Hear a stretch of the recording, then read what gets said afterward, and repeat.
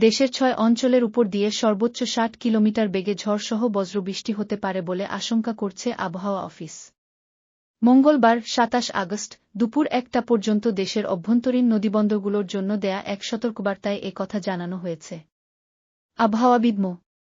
ওমর ফারুকের স্বাক্ষর করা বিজ্ঞপ্তিতে বলা হয়, খুলনা, বরিশাল, পটুয়াখালী, নোয়াখালী, চট্টগ্রাম এবং কক্সবাজার অঞ্চলের উপর দিয়ে দক্ষিণ অথবা দক্ষিণ-পূর্ব দিক থেকে ঘণ্টায় ৪৫ থেকে ৬০ কিলোমিটার বেগে অস্থায়ীভাবে দমকা অথবা ঝড়ে হাওয়া বয়ে যেতে পারে।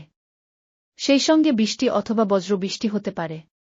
তাই এসব এলাকার নদীবন্দরগুলোকে ১ নম্বর সতর্ক সংকেত দেখাতে বলা হয়েছে। এদিকে আবহাওয়ার অপর এক বিজ্ঞপ্তিতে বলা হয়েছে, বঙ্গোপসাগরে সৃষ্ট লঘুচাপটি সুস্পষ্ট লঘুচাপে পরিণত হয়েছে। এছাড়া মৌসুমি বায়ু বাংলাদেশের উপর মোটামুটি সক্রিয় এবং উত্তর বঙ্গোপসাগরে প্রবল অবস্থায় রয়েছে। এ পরিস্থিতিতে দেশের সব বিভাগে অস্থায়ীভাবে দমকা অথবা ঝড়ো হাওয়া সহ হালকা থেকে মাঝারি ধরনের বৃষ্টি অথবা বজ্রবৃষ্টি হতে পারে। সেই সঙ্গে দেশের কোথাও কোথাও মাঝারি ধরনের ভারী থেকে ভারী বর্ষণ হতে পারে। ঝড় বৃষ্টির এ প্রবণতা কয়েকদিন অব্যাহত থাকতে পারে।